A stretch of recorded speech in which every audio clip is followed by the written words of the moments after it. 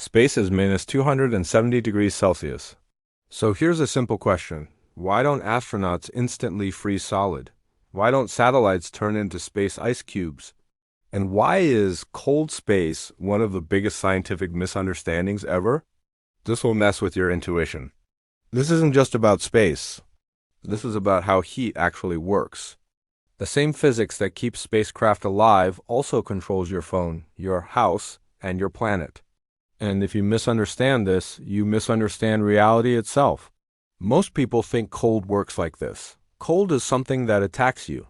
Cold comes in, cold steals heat. Sounds logical, but it's completely wrong. Cold doesn't exist as a thing, only heat does. And this is where space breaks your brain. Here's the truth. Space isn't cold. Space is empty. And emptiness changes everything. Temperature is not about location, it's about energy transfer. See, heat moves in only three ways: conduction, convection, and radiation. On Earth, all three happen at once, all the time. But in space, two of them disappear completely. First, conduction fails in space. Conduction needs contact. You touch a hot pan, and heat flows directly into your hand, but space has almost no particles. There's nothing to touch, so there's no direct contact. Space can to pull the heat out of you because there's nothing there to grab it. Second, convection is impossible. Convection needs a fluid, like air or water. Hot air rises, cold air sinks. It creates currents that carry heat away. It's why a fan cools you down. But space is a vacuum.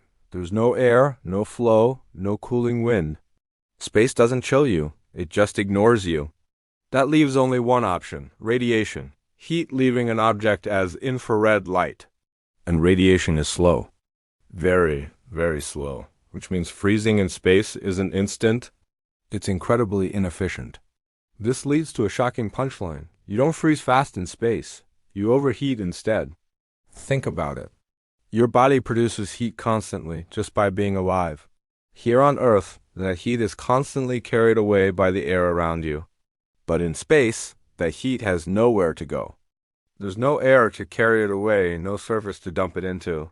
So without a special cooling system in your spacesuit, your own body heat would build up, and you'd actually start cooking. Space isn't a freezer, it's thermal isolation.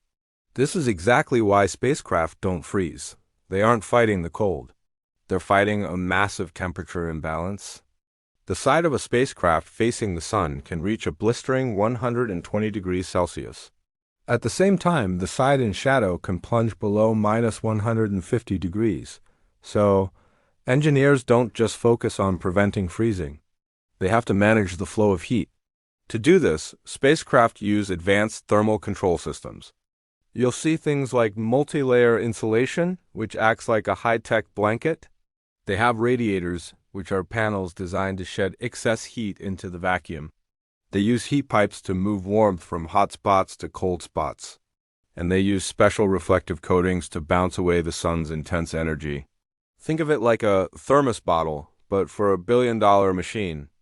It's not just about keeping things warm. It's about controlling how fast heat moves in either direction. Too much heat is just as dangerous as too little.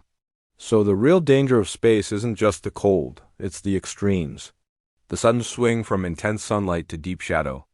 This causes thermal expansion and contraction, which can make materials crack and electronics fail. Space punishes imbalance more than anything else. Hear us the final irony. Minus 10 degrees Celsius on Earth feels colder than minus 270 degrees in space. Why? Because on Earth, the environment actively steals your heat. The cold air touches you, conducting heat away. The wind blows, creating convection currents that accelerate heat loss. Your energy drains away rapidly. Cold on Earth feels aggressive because your heat loss is aggressive. So, here's the big reveal. If you were magically teleported into the vacuum of space, protected from the other dangers, your biggest, most immediate problem wouldn't be freezing. It would be overheating. Space doesn't kill by cold. It kills by isolation. That's the part nobody tells you. Space teaches us something brutal and fundamental. Temperature isn't about how cold a place is. It's about how fast energy can move. And in a vacuum, energy has almost nowhere to run. Incredible, but real. This isn't science fiction. This is thermodynamics, and space follows its laws perfectly. Next time you hear someone say space is freezing, you'll know why that's not the whole story.